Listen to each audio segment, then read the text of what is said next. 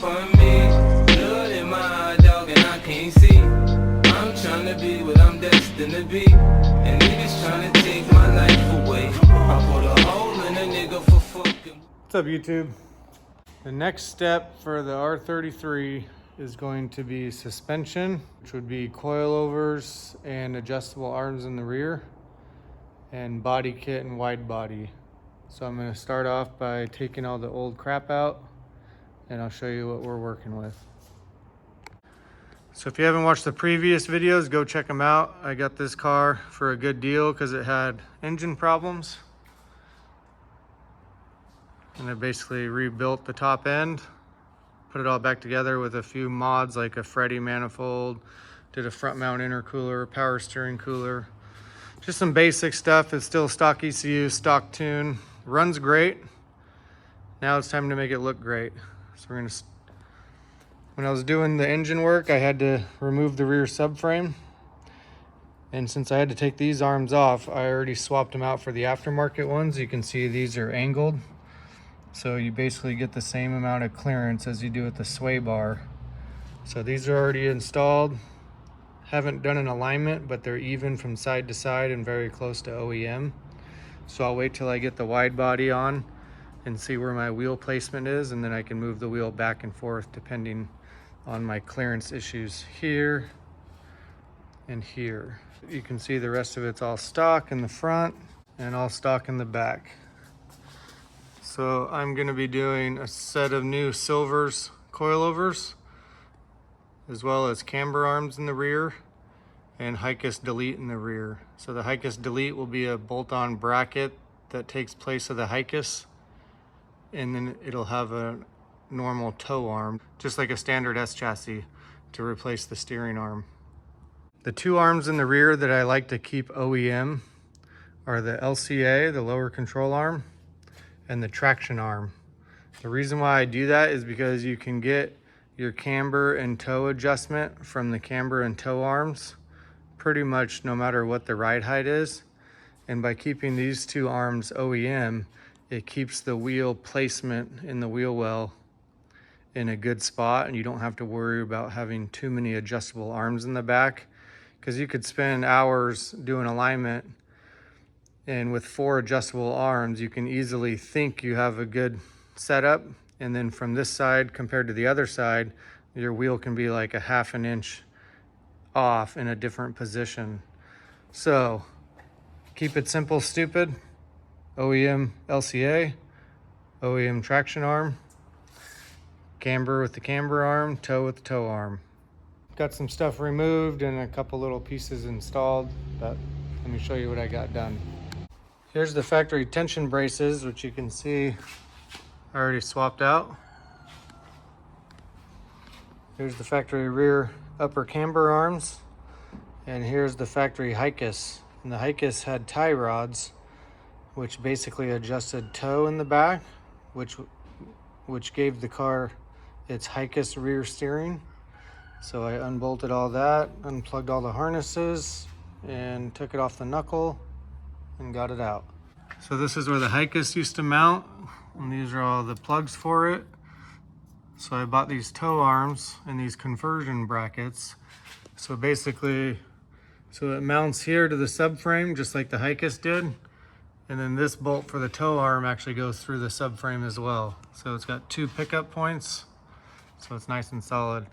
These did come with new bushings as well for the knuckle. Now I have to get this tie rod bolt out,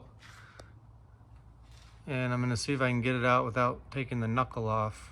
Obviously, taking the knuckle off and using a press, I could press this out and then shove those bushings in, but I don't really want to disassemble all this, so I'm going to try to hack it out. And you can see I got the upper camber arms already on. So yeah, making a little progress. I need to tuck this harness all up and zip tie it up to the subframe so it's out of the way, and get these busted out. In order to attempt to get that bushing out of the knuckle, I have to get the coilover out of the way. I have to remove the stock suspension anyways. I already took the fronts off. Fronts is stupid easy, just that nut and these 2 nuts, and those come out. rear like most cars, a little bit more. Take the bottom seat out, take the top seat out, take the top tray out, and then you got to undo these metal brackets so you can get to the two top bolts. And now I know why the stereo doesn't work. There's no speakers. So I'll probably put speakers in there while I got the tray out. So now I can pull the rear struts out and get to the inside of that bushing. And there was a C-clip on it, so I took the C-clips off already. So I'm hoping when I get the strut out of the way, I can just beat it from this side. All right, guys, I'm gonna show you a little hack on how to remove this from the knuckle without taking the knuckle off the car. All you need to do is go to your parts store and get this ball joint removal tool. They usually just rent it so you can use it and then return it. So basically what I did is I'm gonna push this out backwards. So normally there's a C-clip on this side, and then you would push it out this way. And then on this side, there's a metal flange that kind of stops it from going in, and then you C-clip it from the back, and that's what holds it in place. As you can see, I ground the metal flange off, and now I'm gonna push it this way. So I'm gonna set this up, and this is the right size opening already to slide on to the back side. First thing I did was pound this piece out, so that popped out backwards, and then you're left with just the sleeve. So now I'll set the U-clamp on there to accept it from the back side through the hole in the U-clamp, and I'll use this 19 to push it through on this side. Kind of hard to video this while I'm doing it, but this will show you what it looks like. So I got my impact on here with the 19 socket. The sleeve will just slide right through this.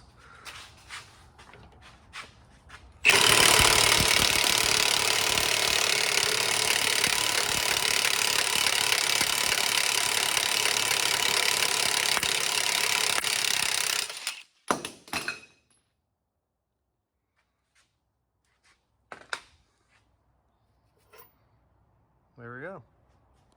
So this just gives you a look at the rear end with hicas delete and the adjustable arms in. Once I pressed these out, it came with bushings and a metal sleeve. So you just put the bushings in on each side, throw some WD-40 on the metal sleeve and pound it through, and then mount the arm to it. So now it's got standard S14 toe arms, got adjustable camber arms. Instead of zip tying the hicas harness up under here, I'm actually just gonna push it through the hole back into the trunk and then just strap it down inside the trunk so I don't have to worry about it. Body kit's here. Body kit showed up and I was too excited to film, so I just started mounting. So let me show you what I got done so far. So I got the front bumper mocked up. Had to do some off and on and off and on and off and on to trim it for the front mount intercooler. You can see the power steering cooler up there. And I also got the front lip mounted to the front bumper. And I still have to mount the bottom tray to the bottom of the lip. Pretty much just have one fastener here and one on the other side holding it on right now.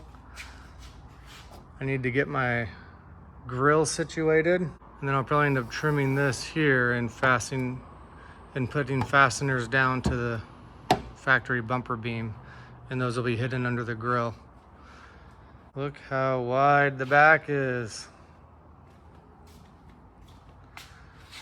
Also got the rear quarters temporarily mounted, so I basically lined up this body line and then came over here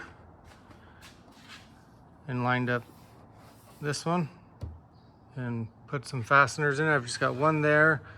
I put those 3 fasteners in to hold the body line on the door, and then I put this one in to kind of shape the quarter panel to the car. And you can see it lines up really good on the factory gas door.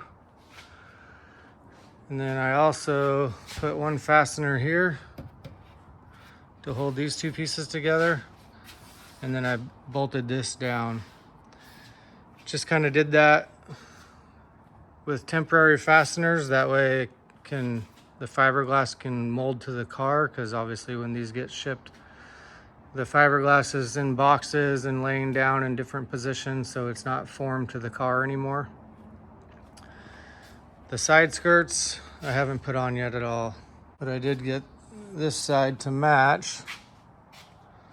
So I got this quarter panel on, the rear apron on, and the side skirt's just sitting there. Kind of give you an idea how wide it is. It is pretty darn wide.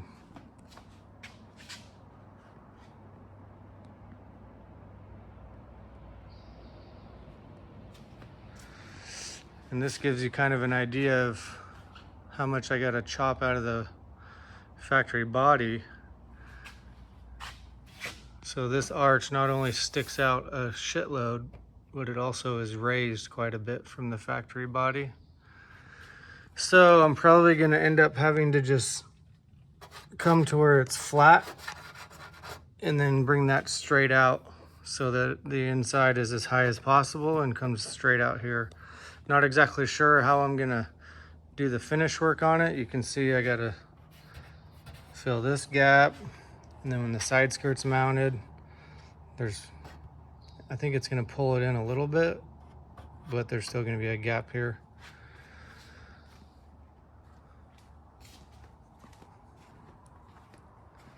Another look at how wide that back arch is.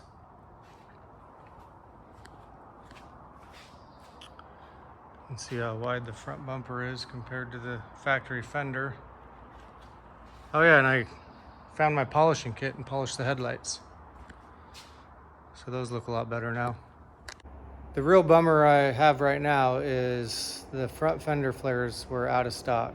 So I got the whole kit minus the front fender flares. The front shouldn't need as much fab work as the rear. So it's kind of nice, at least I have the rest of the kit so I can get all the fab work on the rear done and the fitment on the rear done.